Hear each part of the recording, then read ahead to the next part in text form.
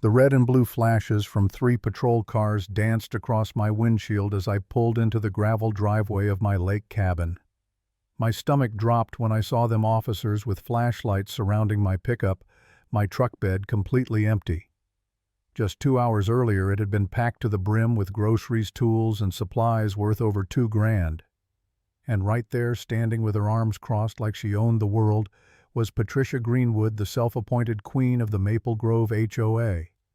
She pointed straight at me and yelled, "That's him. That's the man who's been stealing from our community." I caught him red-handed. I just froze, trying to process what I was hearing. Stealing from the community. What the hell was she talking about? I walked toward the officers, slowly, hands up, because, well, what else do you do when a Karen's called 911 on you? "Sir," one of the officers said, "are you the owner of this property?" I nodded. "Yes, officer. I inherited this cabin from my uncle 6 months ago. This is my land, that's my truck, and I bought everything in it this morning from Costco and Home Depot. I've got every receipt." Patricia's face twisted into this ugly, self-righteous sneer. "He's lying. This property belongs to the HOA. I've been president for 8 years. I know every inch of this neighborhood," she barked, like her title made her some kind of law enforcement officer. "He's been squatting here, probably running some kind of illegal operation." That moment, standing there under those flashing lights, I could feel my pulse pounding in my ears. This wasn't just annoying anymore, it was dangerous. She was weaponizing her position, her voice, her privilege, all because she couldn't stand that someone existed outside her control. But the truth, this didn't come out of nowhere.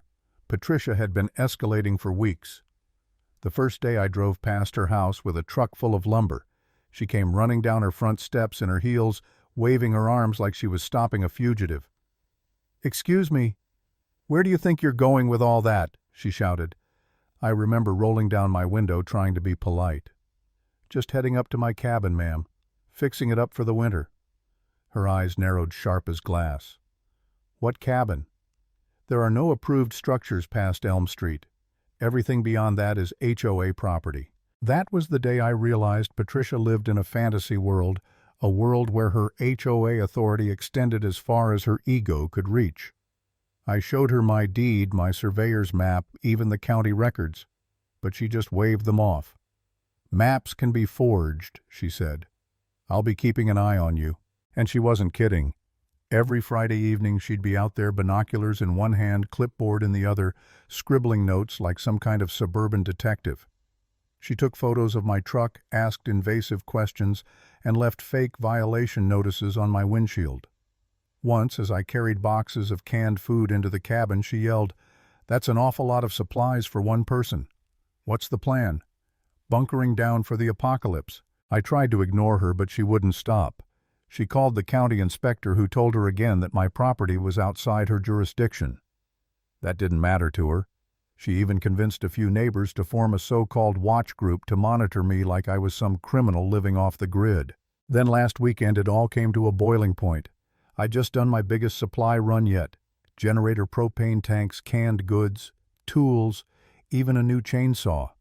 It was a big load, more than $2,000 worth of stuff. Patricia, of course, was waiting at the end of her driveway like a toll gate troll.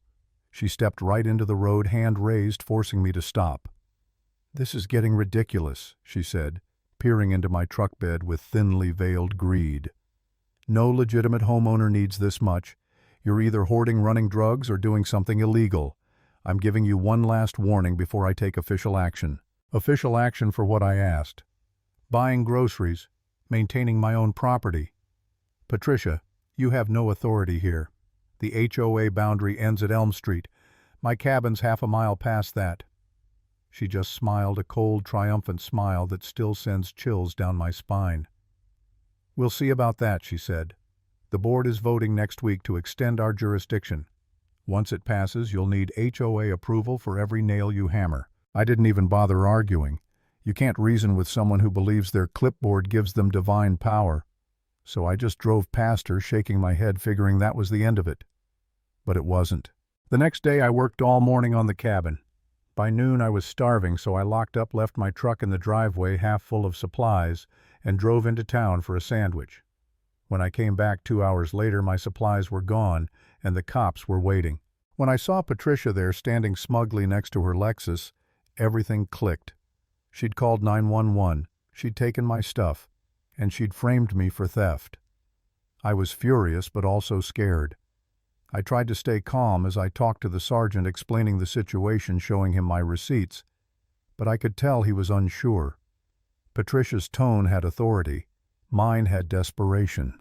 For a second I felt completely powerless. What if they believed her? What if they actually hauled me in because some HOA president decided I didn't fit her version of the neighborhood? The thought made me sick. I started doubting myself. Maybe I should have installed a lockbox. Maybe I shouldn't have left my truck out. Maybe I should have just left this place alone. But then it hit me. I had security cameras. I pulled out my phone, opened the app, and scrolled through the footage. "Officer," I said, "I think I can clear this up." I turned the screen toward him. The video showed Patricia's white Lexus pulling into my driveway. She got out, looked around, and started hauling my boxes into her trunk. 6 trips. 6 damn trips. Every second in high definition. The sergeant's expression shifted instantly, confusion melting into sharp understanding, then anger.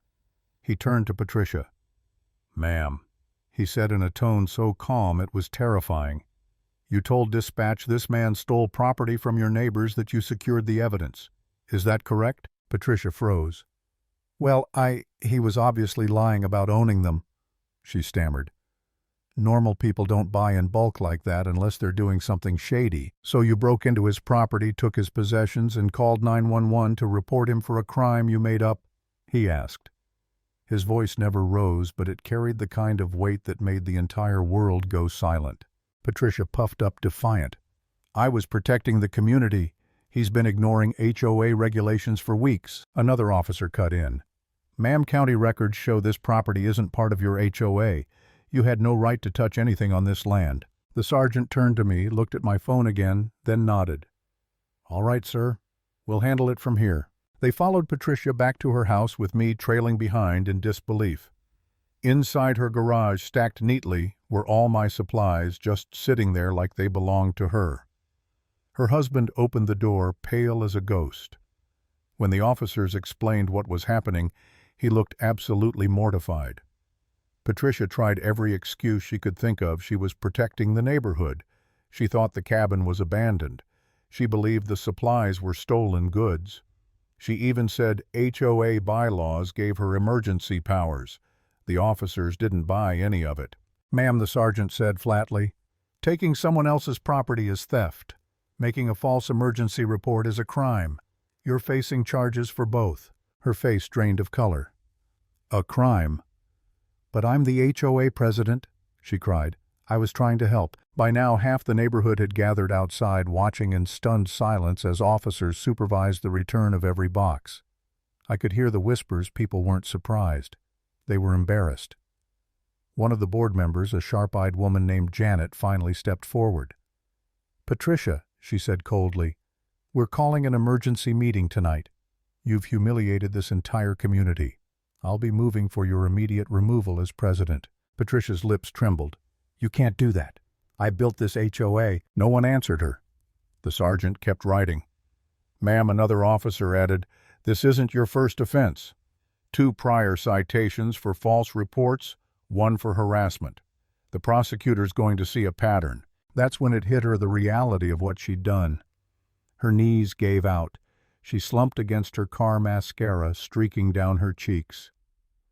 5 years, $10,000.